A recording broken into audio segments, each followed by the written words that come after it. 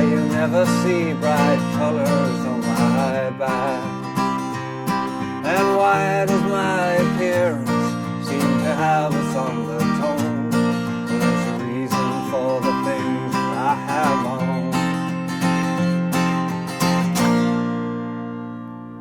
Hey, how you doing? Justin here. Today we're checking out The Man in Black, the legend that is Johnny Cash. A great song, this one of the all-time greatest kind of country tunes ever.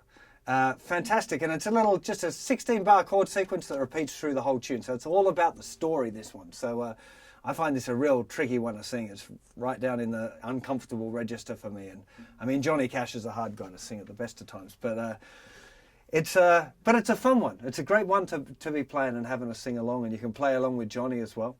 This is exactly the way that he plays it, with a capo on the 3rd fret, regular tuning.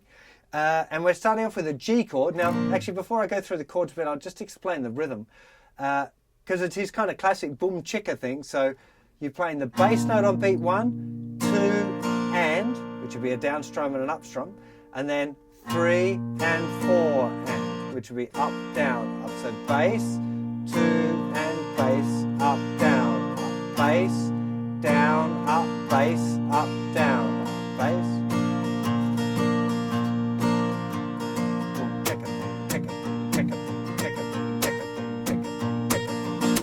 So you can get that little muted thing going on beat 2 and 4 if you want. Bass, click, up, bass, up, click, up, bass, click, up, bass, up, click, up.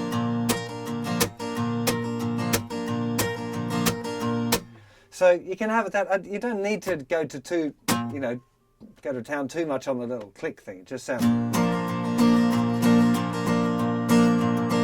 There's another electric guitar part playing a kind of the moving bass thing over the top of that. So the chord sequence, very simple one.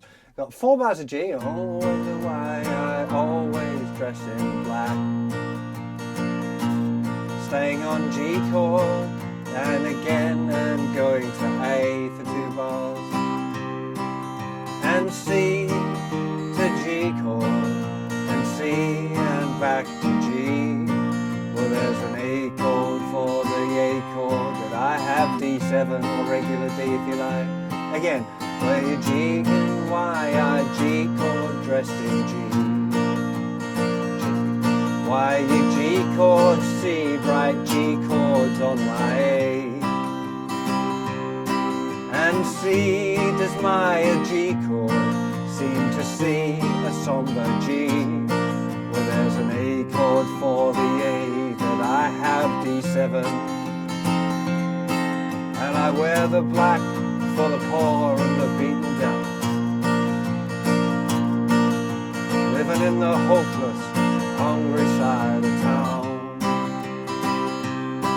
I wear it for the prisoner who has long paid for his crime, but is there because he's a victim of the time. And it just goes on like that. That's the whole tune. So the big deal with this kind of song is memorizing the little chord sequence so you can sing along with it, and then having a go at playing and singing at the same time. That's really where this song comes from. Just the chord progression on its own, it's not going to kind of win too many hearts and minds, I don't think.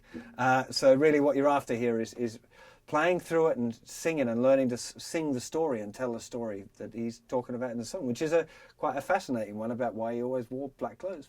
I feel a bit of an imposter because I wear colourful stuff all the time, but Johnny Cash, man, what a great man. Anyway, I think that's it. That's the whole tune. The very last time I'll just mention, he's going until things are brighter, D7, the mad in